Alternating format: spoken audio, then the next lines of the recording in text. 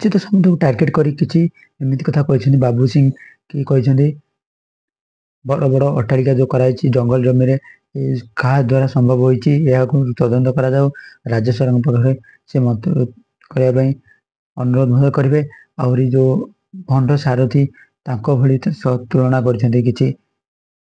कहते बाबू सिंह तो आप भिडियो पूरा देखु जानिए कौन से प्रेस को कहते मीडिया आगे मंतव्य देते भिडियो पूरा शेष पर्यटन देखो तुरंत गिरफ करने आम राज्य सरकार को पाखे 16 तारीख घटना आज 21 तारीख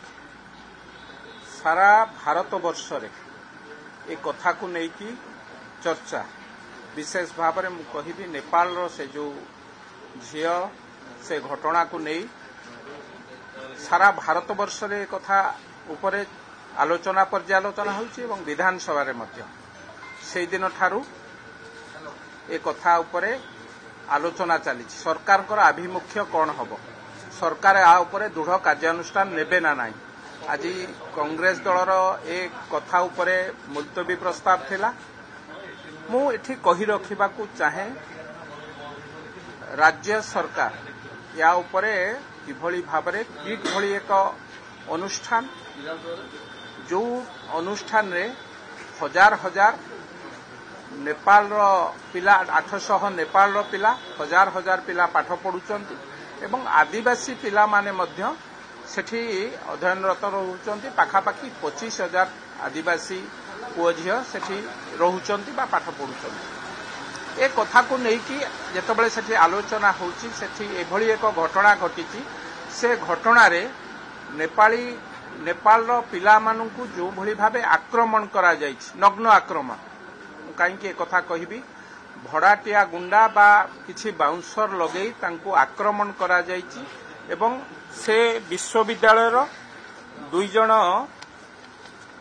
महिषी महिला जयंती नाथ एवं मंजूषा पांडे जो भली भाबे से नेपाल रो पिला माननकु कहउचंती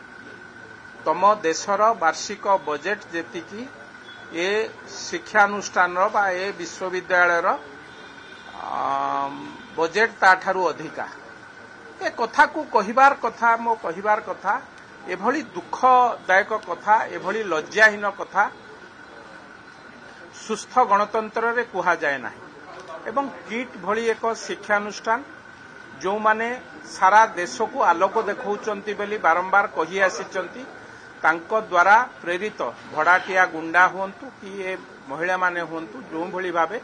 दुर्व्यवहार करिसंती एहा अत्यंत निंदनीय एवं ए घटना को नहीं अतीत रे मध्य किट उपरे बारंबार ए कथा को नहीं प्रश्नवाची सृष्टि होइछि केतेबेले जमी दुर्नीति केतेबेले जंगल किसम जमी रे घर तैयारी करिबा एवं केतेबेले कन्वर्सन अप्रूवाल न थाई कि मध्य घर करिबा एवं गरीब लोकंकर जमी की छड़ेई नबा ए सबु अतीत इतिहास से शिक्षानुष्ठान जे मुख्य तांको नारे मध्य ए कथा सबु अछि तेणु ए कथा जतबेले विधानसभा रे आलोचना हला से कथा को नै कि भारतीय जनता पार्टी रो स्टैंड पूरा क्लियर थिला एवं मुख्यमंत्री आ ऊपर मध्य ट्वीट करिसंती जो माने दोषी तांको विरुद्ध रे किभली भाबे दृढ़ कार्यानुष्ठान ग्रहण करा जिवो 5 जन को गतकाली आगुरु 2 जन को गिरफ करा जायतिला 5 जन को गतकाली गिरफ करा जायछि एवं ए घटनार पूरा तदंत करा जिवो आज तार जे प्रतिष्ठाता तांको मध्य हाजर होबा को कुआ जायछि जो कमिटी गठन करा जायछि कमिटी आगे से तांकर उत्तर रखिबे एवं किभली भाबे नेपाल रो पिला माने न्याय पाइबे जो स्वप्न देखि कि सेमाने आसीथिले ओडिसा को एठी पाठ पढिबे यार संस्कृतिर आम संस्कृति नहीं तांको संस्कृति रे आलोचना पर्यालोचना करिवे भावर आदान प्रदान करिवे से स्वप्न को पुणी पुनर्जीवित रखिबा पई आमे निश्चित भावे चेष्टित हबु एवं बिजू जनता दल जो भली भावे डबल स्टैंड रखुछि 2 दिन थळे देखिथिबे आपण माने विधानसभा को बंद करिबा पई पूरा प्रचेष्टा चलेइले किभली किट रो कथा को आलोचना न हबो एवं जेतेबेले किट रो कथा को आलोचना होउछि तार जे प्रतिष्ठाता से होउचंती बिजू जनता दलर पूर्वतन सांसद ए कथा को नहीं कि जेतेबेले तांको ऊपर को कथा आसुची तांको रो स्टैंड मध्य संदेह घर रे रहउछि माने ସାପ ମରିବନି ବାଡ଼ି ଭାଙ୍ଗିବନି ଏହି ନୀତିରେ ବିଜୁ ଜନତା ଦଳ ତାର ଷ୍ଟାଣ୍ଡ ରଖିଛି। ତେଣୁ ଏ କଥା ଅତ୍ୟନ୍ତ ନିନ୍ଦନୀୟ, ଏ ଏକ ସ୍ପର୍ଶକାତର ବିଷୟ। ଏ କଥାକୁ ନେଇକି ଭାରତୀୟ ଜନତା ପାର୍ଟିର ନୀତି ମଧ୍ୟ ସ୍ପଷ୍ଟ ଏବଂ ଆଗାମୀ ଦିନରେ ନିଶ୍ଚିତ ଭାବେ ଏହା ଉପରେ କଡ଼ା କାର୍ଯ୍ୟାନୁଷ୍ଠାନ ଗ୍ରହଣ କରାଯିବ,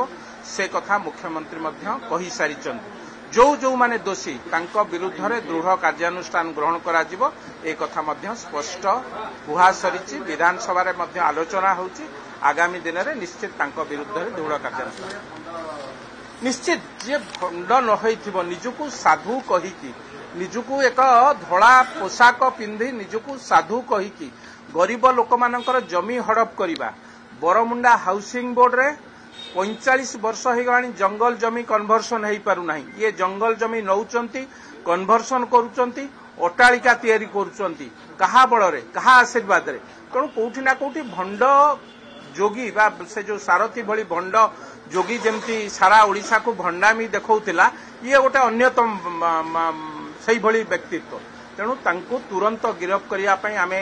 ରାଜ୍ୟ ସରକାରଙ୍କ ପାଖରେ ମଧ୍ୟ ଦାବି ରଖିବୁ ଏବଂ ବିଧାନସଭାରେ ମଧ୍ୟ ଏ କଥାକୁ ଆଲୋଚନା ପର୍ଯ୍ୟାଲୋଚନା ଚାଲିବ। ଯେଉଁମାନେ ଦୋଷୀ ତାଙ୍କ ବିରୁଦ୍ଧରେ ଦୃଢ଼ କାର୍ଯ୍ୟାନୁଷ୍ଠାନ ଗ୍ରହଣ ପାଇଁ ଆମେ ନିବେଦନ ସିଏ ସେଇଟା ତ ଗୋଟେ ସେମାନେ କହୁଛନ୍ତି ଆମେ ମାଗଣାରେ ଇଏ କରୁଛୁ। ଦେଖନ୍ତୁ, ସିଡବ୍ଲ୍ୟୁସି ରିପୋର୍ଟ ଅନୁସାରେ କେନ୍ଦ୍ର ସରକାରରୁ 12 କୋଟି ଟଙ୍କା, ବିଭିନ୍ନ ଏନଜିଓ ଠାରୁ 21 କୋଟି 42 ଲକ୍ଷ ଟଙ୍କା, ବିଦେଶୀ ଅନୁକମ୍ପା 20 କୋଟି ଟଙ୍କା ଏବଂ ପ୍ରତି ବର୍ଷ ରାଜ୍ୟରୁ 5 କୋଟି ଟଙ୍କା ଏବଂ ଚାଉଳ ବାବଦକୁ ପ୍ରତି ବର୍ଷ 22 କୋଟି 50 ଲକ୍ଷ ଟଙ୍କା ଏସବୁ ପଇସା ସେଇଠିକି କିସ୍ ଯାଉଛି। ସବୁଠୁ ବଡ଼ ଦୁର୍ନୀତି ହେଇଛି କିସ୍ରେ। କିସ୍ର ଜମି କେଳଙ୍କାରୀ ଯଦି ବାହାରେ କୋଉଠି ନା କୋଉଠି ରାଜ୍ୟବାସୀ ଆଶ୍ୱସ୍ତି ହେବେ। ଏଭଳି ଏକ ବିରାଟ ଦୁର୍ନୀତି ଏବଂ ଯୋଉ ଅନୁକମ୍ପା ପାଇଛନ୍ତି ବିଦେଶରୁ, ତାହା ସାରା ଭାରତ ବର୍ଷରେ ଏଭଳି ଗୋଟିଏ ଅନୁଷ୍ଠାନ ଏତେ ପଇସା ଅନୁକମ୍ପା ପାଇଛି। ତେଣୁ କୋଉଠି ନା କୋଉଠି ଇଏ ଗୋଟିଏ ଭଲ ମ୍ୟାନେଜର, ୟାର ଯିଏ ପ୍ରତିଷ୍ଠାତା ଗୋଟିଏ ଭଲ ମ୍ୟାନେଜର, ବହୁତ ଲୋକଙ୍କୁ ମ୍ୟାନେଜ କରିପାରନ୍ତି। ଏବେ ଜାଲରେ ପଡ଼ିଛନ୍ତି। ନିଶ୍ଚିତ ଭାବେ ଏ ସରକାର ବା ଲୋକଙ୍କ ସରକାର ଛାଡ଼ିବ ନାହିଁ ତାଙ୍କୁ।